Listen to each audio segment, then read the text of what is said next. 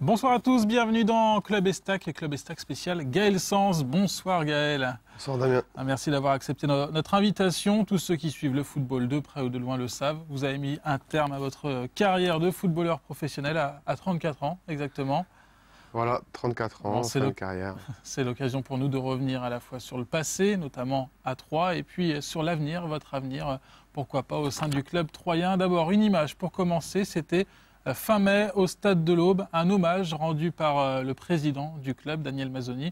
Il vous remet le maillot officiellement du club troyen, c'est numéro 14. On va revoir ces images. Qu'avez-vous ressenti au moment de cet hommage au Stade de l'Aube? C'était un très beau moment parce que, je veux dire, on m'a remis déjà des cadeaux très symboliques, un maillot avec un brassard de capitaine et une super coupe avec ma photo dessus. Donc ça, on va dire que c'est des objets, c'est des cadeaux que je vais garder à vie, quoi. Donc c'est clair que quand je montrerai ça à mes enfants dans 15 ans et que je regarderai, j'aurai, je pense, un brin de nostalgie, un brin de satisfaction et de plaisir, ça c'est sûr. C'est la reconnaissance d'un club aussi pour votre travail accompli depuis 2002?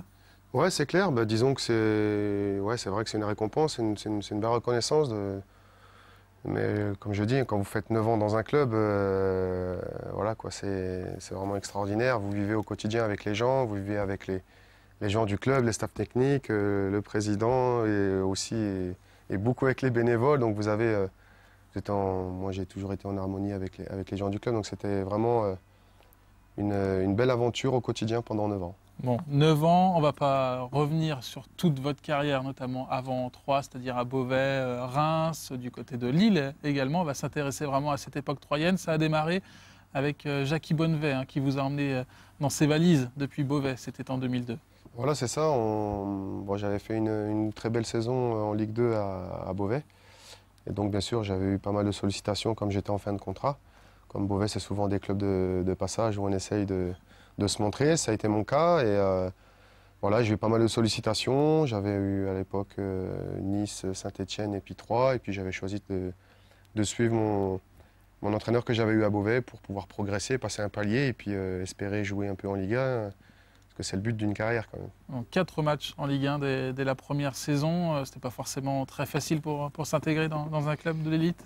Non, c'est clair. Je pensais avoir suivi mon entraîneur de Beauvais et puis pouvoir jouer un petit peu, mais c'est vrai que j'étais arrivé avec une grosse équipe, avec des personnes qui avaient fait la Coupe d'Europe avant moi, donc j'avais pas imaginé la difficulté, on va dire, de la tâche de jouer en Ligue 1. Malgré tout, je me suis quand même beaucoup accroché. J'avais été quand même beaucoup de fois dans le groupe, malgré tout. Donc j'ai appris au quotidien sur le banc, mais des fois on apprend sur le banc et on s'aguerrit aussi des fois sur le banc au haut niveau. C'est un passage qui n'a pas été spécialement difficile, c'est un apprentissage plutôt. Bon, Jackie Bonnevet est rapidement parti du club. Vous êtes resté notamment en saison 2003-2004. Farouk Hadjibejic arrive sur le banc. 19 matchs en Ligue 2, ça commence à grimper au niveau des statistiques. Saison intéressante pour vous? Ouais, saison intéressante. Bon, Farouk était arrivé en milieu de saison pour essayer de maintenir le club en Ligue 1, chose qu'on n'a pas réussi à faire tous ensemble. Après, donc, on a fait cette année de Ligue 2 où j'étais devenu un titulaire à part entière.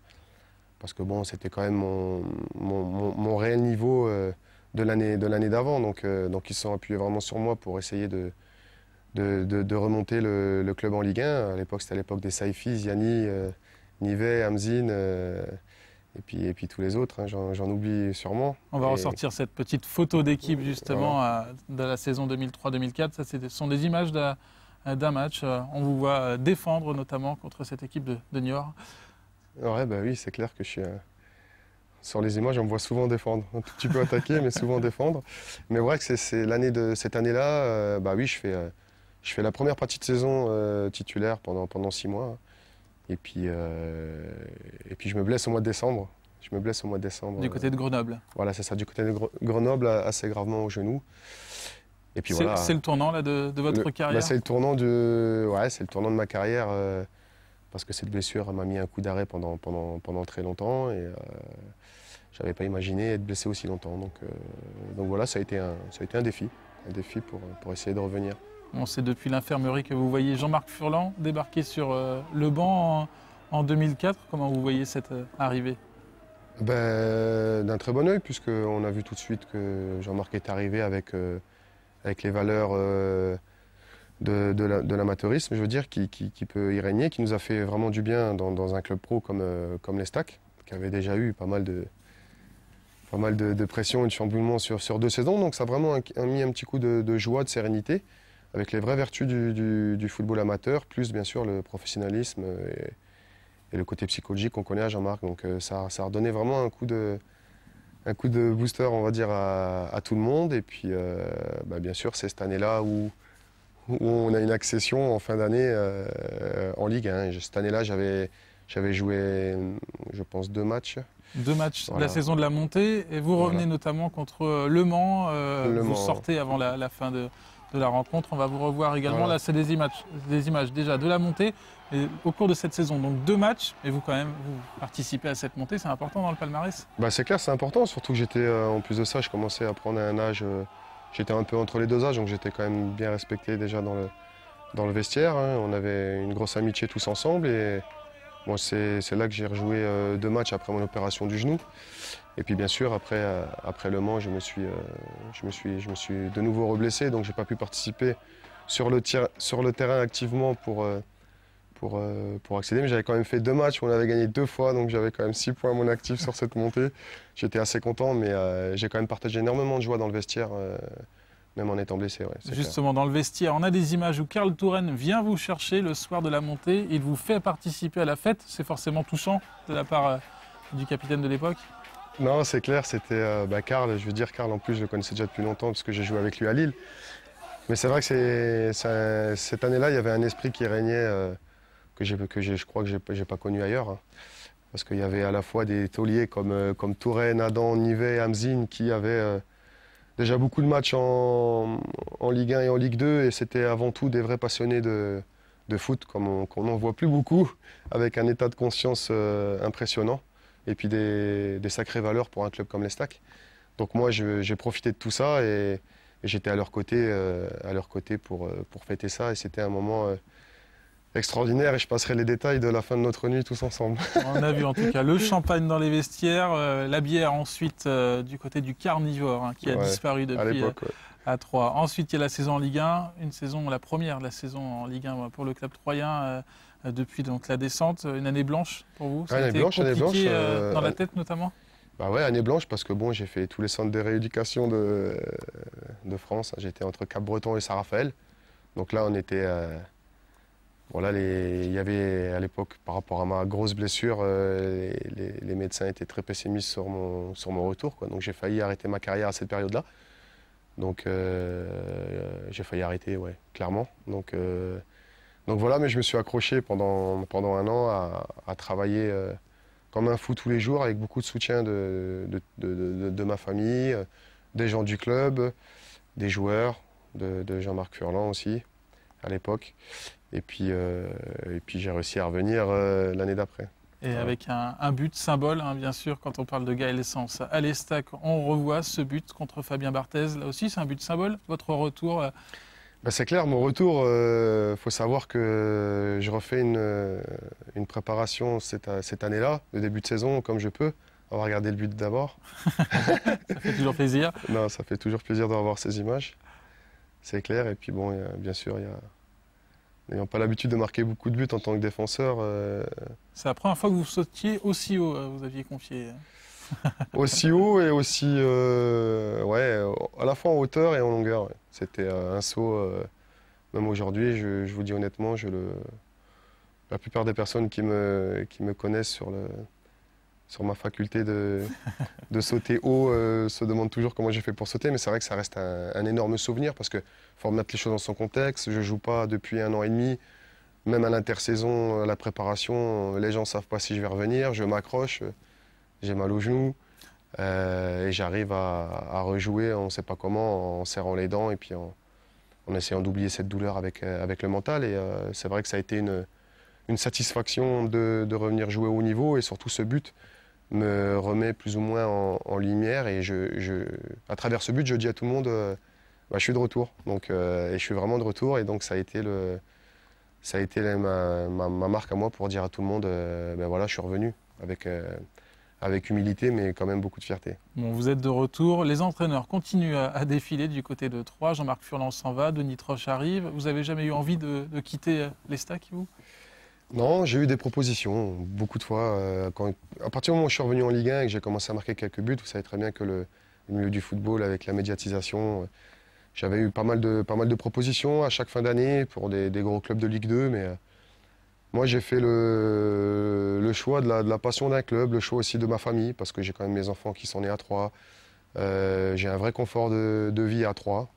Tout au moins, c'est ce que j'avais pendant ma carrière à Troyes. Et j'ai jamais voulu partir pour plus d'argent, non, quoi. Donc voilà, je m'y sentais bien. Au quotidien, j'avais un réel plaisir de prendre ma voiture pour aller au Stade de l'Aube, m'entraîner et puis jouer tous les matchs. Donc voilà, j'arrivais à un âge plus ou moins près de la trentaine à l'époque, donc je ne me voyais pas encore bouger pour connaître autre chose. Non. J'étais bien là. Des fois, faut savoir. On sait ce qu'on perd, on ne sait pas ce qu'on retrouve. J'étais un peu dans cet état d'esprit-là. Et je sais que le club de l'Estac, c'est vraiment un club, tout au moins pour la Ligue 2 et même pour la Ligue 1, c'est un club extraordinaire avec des infrastructures qui ont vraiment grandi, dont j'ai vu la fabrication année par année. Et puis c'est surtout, c'est une vie humaine à l'intérieur du club extraordinaire. L'esprit famille. Alors Voilà. donc la saison en Ligue 2 avec Denis Troche, il y a cette montée loupée de très très peu, la fin de saison complètement ratée. Il y a encore pire la saison d'après avec la descente en nationale, Ludovic Batellier sur le banc cette fois. Ça a été le moment le plus dur peut-être à l'Estac? Non, c'est clair, c'est que là on a vécu 2 années très difficiles. Mais vous savez, moi je suis pas... Quand vous avez un manque de stabilité dans un club, moi en 9 ans j'ai connu 3 présidents, 8 ou 9 entraîneurs. Vous ne pouvez pas avoir des résultats avec autant d'instabilité au sein d'un club. Donc c'est clair qu'en changeant tout le temps comme ça chaque année, je me doutais un peu qu'à un moment donné ça allait, ça allait pas craquer. Je ne pensais pas aller jusque-là, mais tout au moins je m'attendais à des jours très très difficiles. Ayant un peu de conscience dans le milieu, connaissant un peu la musique maintenant du milieu pro.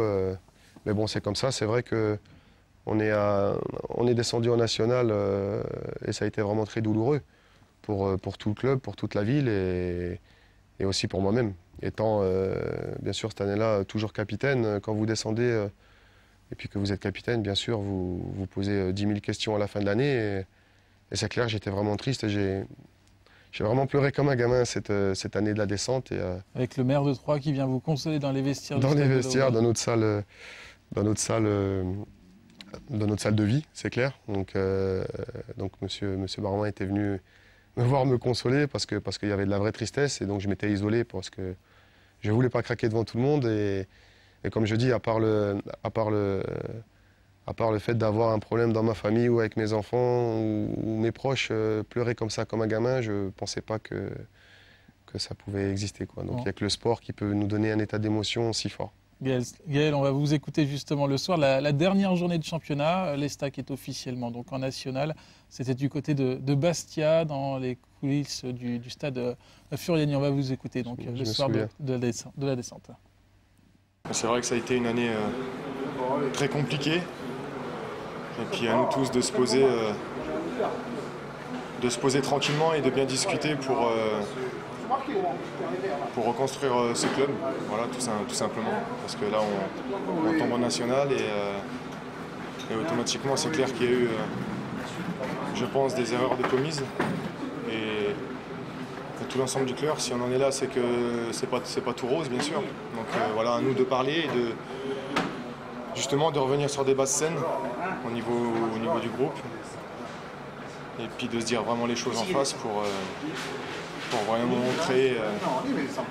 créer une équipe pour remonter l'année prochaine.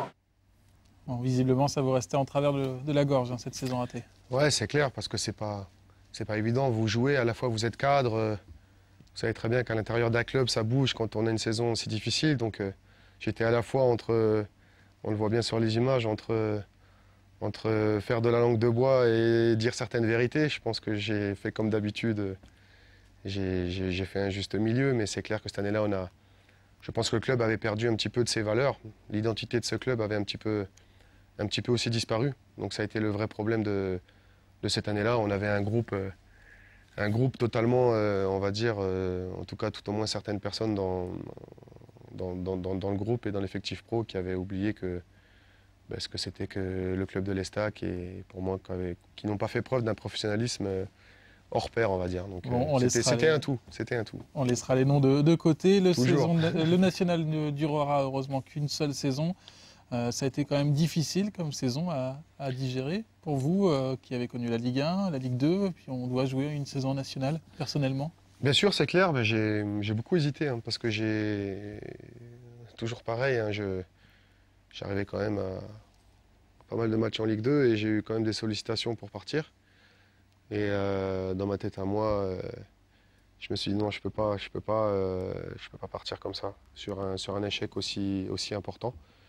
Donc j'ai fait le choix de rester parce que c'était pas évident pour tout le monde de rester. Il a fallu faire quand même pas mal d'efforts et à la fois sur le plan sportif, et à la fois aussi sur le plan financier. Faut dire ce qui est. Mais donc je suis resté et avec la vraie volonté de vouloir remonter. Après il y a eu un nouveau projet avec un nouveau président d'Annemazzoni. Ce qui a aussi conforté... que vous connaissiez bien que je connaissais, oui, que je connaissais bien. J'ai connu aussi son papa, parce que j'ai quand même joué pour l'association Estac une paire de fois. À l'époque où j'étais sur le banc en Ligue 1, je jouais le lendemain avec la réserve et j'ai pris beaucoup de plaisir. Mais c'est clair que c'était un nouveau projet avec un nouveau président et une vraie figure locale. Donc je me suis dit qu'avec cette identité club qui revenait, je pense que sur la première année, on pouvait remonter. En tout cas, il y avait tous les facteurs réunis qui laissaient penser qu'on allait réaliser cet exploit de remonter la première année. Ce qui n'est pas évident quand on est à l'intérieur du groupe et qu'on sait ce que c'est que le championnat national. Bon, la remontée sera officialisée un soir de mai 2010 contre Cassis Carnou. Ça a été un moment très fort pour vous? Ça a été un moment très fort, c'était une délivrance. Parce que, comme je dis, pour tous les gens, c'était déjà une obligation de remonter. Et puis c'était aussi la survie du club. Et mieux vaut jouer un maintien en Ligue 1 où tout le monde va être plus ou moins indulgent avec vous que de jouer la survie du club en national et de remonter obligatoirement. Parce que à plus de 30 ans, on connaît les conséquences d'une non-remontée la première année, que ce soit au niveau des salariés du club, les bénévoles, la ville. On sait très bien qu'on va mettre pas mal de personnes au chômage. Donc c'était pas évident à gérer cette remontée en national. Malgré tout, tout avait été mis en œuvre avec la nouvelle équipe qui était arrivée cette année-là, avec le président Mazzoni en chef de file, on va dire. Et puis un groupe totalement rajeuni, avec des personnes qui sont parties aussi du club. Et comme par hasard, dès le début de saison, on a senti un groupe très travailleur, avec le sentiment, justement, cet échec de l'année passée, de ne plus revivre ça, plus jamais. Donc c'était un peu le leitmotiv du groupe. Donc ça a changé un petit peu la façon de travailler du groupe et ça a été vraiment une belle joie. C'est pas comme j'ai dit, c'est pas la plus belle montée de l'Estac. Mais pour moi, c'est la plus importante, je pense, de ces 10 dernières années. Bon, on vous a écouté après une descente, on va vous écouter après une montée, c'est beaucoup plus agréable. C'était dans les vestiaires du Stade de l'Aube, juste après donc cette victoire contre Cassis Carnou. On vous écoute. Ouais, ça y est, c'est fait, très content, très heureux, comme je disais. Ouais, mon gosse! C'est la victoire d'un groupe. 30 secondes, mon pote, déconne un peu! Jusqu'au bout, moi je Le plus grand professionnel que j'ai côtoyé! Mais mon gars, on est monté, vas-y, lâche-toi, mon gars! Il y a la Ligue 2. T'es stressé, mon gars, allez, lâche-toi, mon gars, c'est bon! Ce soir. Ça fait plaisir ce qu'il vient de dire. Ouais, ça me fait plaisir parce que moi je viens d'avoir juste 33 ans, donc j'ai un rôle de 4, ça fait quand même 3 ans que mon investissement au sein du club est vraiment total, que ce soit sur le terrain ou en dehors du terrain. Et j'y suis pas arrivé avec mes coéquipiers pendant 2 ou 3 ans. Donc voilà, cette année, on a remis les stacks à sa juste valeur, c'est-à-dire en Ligue 2. C'est pas, je vous dis, c'est pas la victoire la plus glorieuse, je le répète encore une fois, mais c'est très symbolique parce qu'on avait la survie du club sur les épaules et c'est pas facile à gérer toute une saison. Donc bravo à tout le groupe, ça a été une belle aventure humaine et ce groupe-là peut vivre ensemble. Voilà, merci beaucoup. On dirait un discours d'un président. Bah non, c'est un discours à l'instinct là, parce que c'est clair, il y avait beaucoup de joie dans Une joie assez contenue quand même. On a ressorti aussi quelques images pour vous. Vous êtes tranquille avec votre téléphone portable pendant que les autres joueurs sont en train de boire du champagne. Joie assez contenue, mais elle est vraiment intérieure. Ouais, toujours assez contenue parce que voilà, je prends toujours du recul, mais je me suis quand même bien amusé ce soir-là. Mais c'est vrai que c'était le sentiment du devoir accompli et ouf, quoi, on est remonté et c'est clair que bon, les petits coups de fil, c'était à mes proches qui étaient à la fois dans la tribune et ceux qui ont suivi le match sur Internet, qui n'ont pas pu venir ce jour-là. Mais c'est clair que je me suis dirigé assez rapidement vers mes proches parce que j'ai envie de partager un peu ça avec eux et de leur remercier de m'avoir soutenu et les félicitations après ce match-là. Voilà. Bon, l'ultime match de Ligue 2 pour vous, c'était lors de la première journée du dernier championnat du côté de Vannes. Quel regard global vous portez sur votre carrière, notamment à l'Estac? C'est l'heure du bilan aujourd'hui. Ouais, l'heure du bilan, oui, c'est clair. Après, c'est clair, moi, si je prends ma carrière dans mon ensemble, j'ai vraiment eu une belle carrière sur le plan humain parce que j'ai fait que 3 clubs. Donc j'ai eu mon club formateur au LOSC à Lille, où je suis resté au LOSC pendant 7 ans. Je suis donc parti après en ayant fait une année professionnelle à Lille, à Beauvais, où j'y suis resté 3 ans pour me révéler un petit peu sur le plan professionnel en Ligue 2. Et puis après, je suis arrivé à l'Estac, donc je suis resté 9 ans. Donc je veux dire, moi, je me suis vraiment imprégné des clubs dans lesquels je suis passé. Ça, c'est une vraie fierté parce que je pense que je suis un joueur quelque part sans prétention, maintenant atypique, qui est en voie de disparition. C'est-à-dire qui veut rester dans son club dans lequel il évolue le plus longtemps possible parce qu'il s'y sent bien. Et ça a été le cas pour moi ici à l'Estac pendant 9 ans. Donc moi, le bilan, c'est beaucoup de partage, beaucoup d'émotions, beaucoup d'amitié. Et moi, c'est passé très vite, quoi. Ça a même été trop court, 9 ans. Donc j'aurais bien aimé en faire un peu plus encore à l'Estac parce que... Notamment la saison passée, peut-être en Ligue 2. Ouais, c'est clair. Mais bon, cette année, voilà, quoi, il y avait l'arrivée de Jean-Marc Furlan et j'étais vraiment très content de cette arrivée parce que... Et il dit qu'il est revenu notamment grâce à vous. Non, il n'est pas revenu grâce à... Non, pas du tout. En partie. Non, on avait déjà échangé, mais je veux dire, c'est le président Daniel Mazzoni qui a fait revenir Jean-Marc Furlan. C'était une bonne chose pour le club, sur le plan humain, sur le plan du professionnalisme, sur le plan de la tactique, du psychologique et puis aussi surtout de la formation. Donc ça, c'est vrai que j'étais vraiment très content de cette arrivée et j'avais à cœur de justement essayer de faire le maximum de matchs possible cette année avec Jean-Marc et son staff technique. Mais bon, j'ai pas pu le faire parce que ma carrière a été en dents de scie comme beaucoup de footballeurs, sauf que moi, les trous, ça a été les blessures et les pics, ça a été quand j'ai été pas blessé. Donc ce qui est assez logique pour moi. Mais voilà, j'ai quand même vécu une année où j'ai vu quand même beaucoup de jeunes joueurs arriver cette année encore. Donc j'ai côtoyé depuis pas mal d'années, je les ai vus grandir de l'association jusqu'à la CFA2, jusqu'au monde professionnel et donc dans notre vestiaire. Et c'est vrai que ça, sur la fin, je prenais vraiment mon pied de voir l'évolution des jeunes nous rejoindre. Donc, le rôle de grand frère de plus en plus présent. Alors à l'Estac, vous avez rencontré des entraîneurs, on l'a dit, des joueurs jeunes ou moins jeunes. Il y en a quelques-uns qui sortent du lot, hein. Seb Dallet, Seb Grax notamment. Je vous propose de regarder un 1-2 à l'époque, hein, des joueurs qui posent des questions à un autre joueur. C'était en 2005-2006, donc dans l'émission Club Estac, il vous posait donc les deux Seb une question. On écoute. Salut. Salut Gaël. Ça va? On est un peu ton fan club, quoi. Ouais, fan de quel sens? Ouais. Et moi, j'avais pas de questions en fait à te poser. Je voulais juste savoir quel était ton point commun avec l'homme de l'Atlantide. Voilà. C'est bon. À moi. Donc moi, c'est plus un défi parce que je sais que tu es fan de Shrek. Et on m'a dit que tu avais les mêmes pieds que lui, donc tu t'étais fait faire ça.